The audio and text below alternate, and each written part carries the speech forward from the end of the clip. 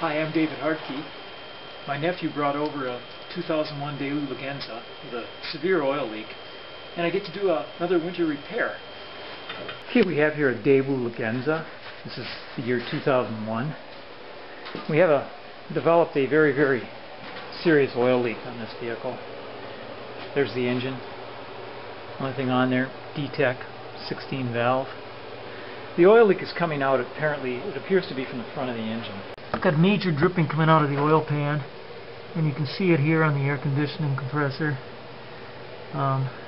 We need to get this wheel well flap out of the way, so I've already taken out three bolts that are underneath here, a couple more on the wheel well, and hopefully we can get a better idea where this is originating from. That's amazing!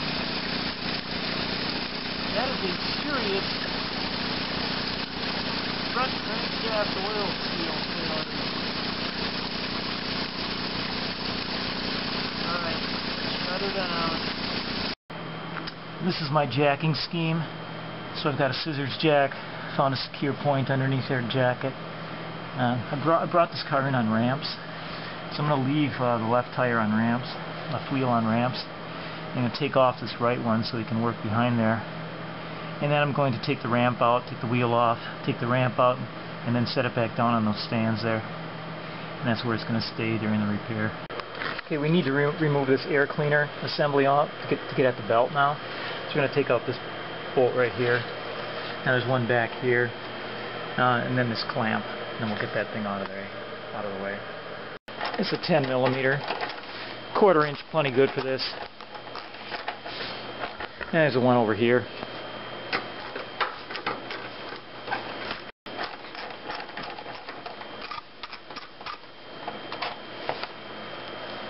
Two 10 mils. Okay, so we've pried off this air cleaner cover. There's the air cleaner. Trying to get this. There's a piece of hose that's inside here. It comes way up in there. Okay. Remove this air intake duct here. Just a matter of taking off this hose right here, an electrical connector, and then disconnect, and then this clamp here. So we'll get that out of the way. There's a shot here with that air intake off and out of the way. So the next thing we'll do is take this bolt off right here so we can move the hose and the power steering out of the way as much as possible. This is a 10mm little bracket bolt. Okay, it's at this point where we're going to remove the serpentine belt that it is time to disconnect the battery. So I'm going to go disconnect the battery. Anytime I mess around with the timing belt, any possibility that you could inadvertently start the car, always disconnect the battery. Okay, here's the view from underneath, and I'm showing this so you can see how the serpentine belt is routed. Looks like it's going over the compressor, AC compressor, I believe that is. Right up next, I think, is a water pump there, coming up and around there. And then it shoots over to the alternator, up in there. Back around the tensioner pulley. The tensioner pulley being right here. Then around the crankshaft pulley. And then back over here. And that's the AC compressor. I've got a 15mm double box end wrench on this tensioner. And works just fine here from underneath for getting the belt off. So what we've done here is put a support under the engine, right under the oil pan. Make sure you put a board under there, a large board, to distribute the weight evenly. Otherwise you could damage the oil pan. So with this support under here now, we can take the engine mount out. So we're taking the engine mount out. These are 12mm bolts. These three right here that are on the pan.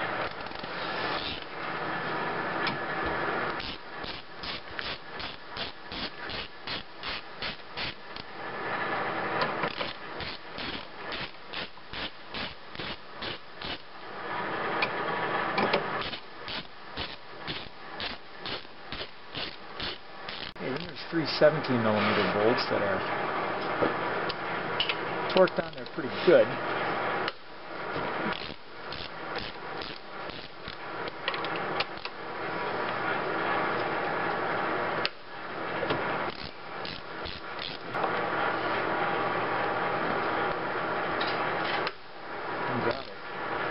Helps to be strong.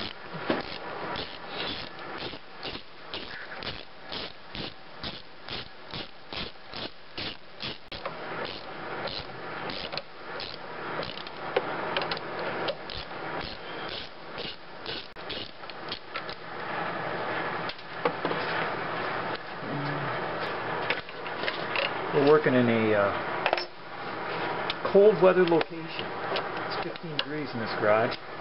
Got a wood stove going here. It isn't warmed up yet though. We'll get it up there in the 30s.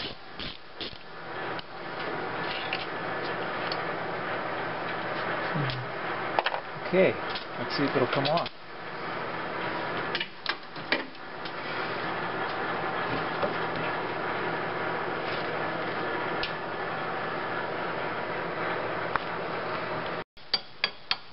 There it goes, tapped it off. And here.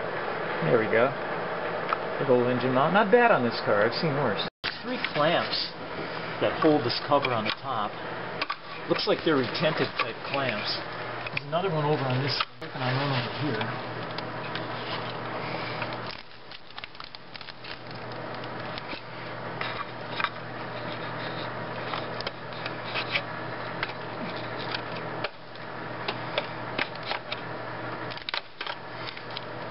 We're taking off a bolt here, 10mm.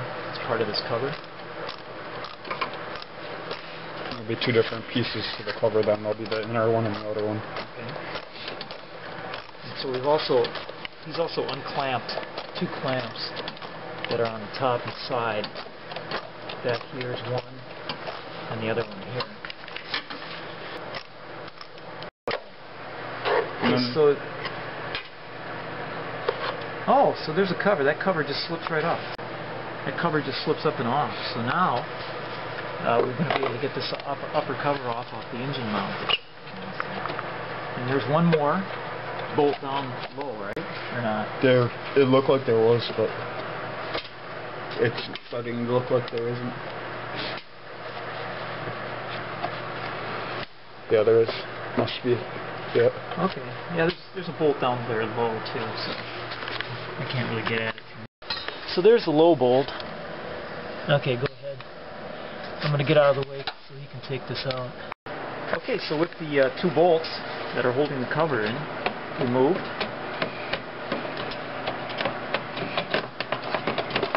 to jostle it around a little bit. Being that it's plastic, it's flexible enough, out it comes. And now we got to look at the timing. The timing belt, camshaft sprockets. Down below, the crank sprocket. Does have some oil in it. Okay, what we've done now is rotated the crankshaft by hand, just using a 17mm socket and ratchet on the crankshaft, until we have the cams here in the top position here. And we can't see the timing mark on below right now. Next job then will be to remove the crankshaft pulley. And to do that we have to hold this nut while we turn off these 6mm hex heads. Okay, so we have the breaker bar in here to hold it.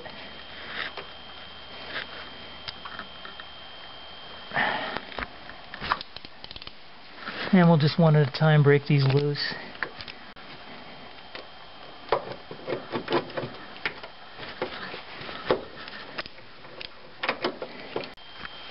With all of these loose now, I've got them just finger tight. I'm going to bring that cam back around to the timing position, because I had to rotate it in order to have access to break all 4 of them. So I'll bring it back around.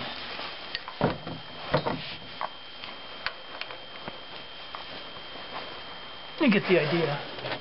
We're going to get the timing marks lined up again. Okay, we're back around, and 2 revolutions of the crankshaft pulley equal 1 full revolution of the cam pulleys. So it's possible if you rotate that just one time to have the other two, the cams, 180 degrees out of phase. So all three of those marks have to be lined up for proper timing.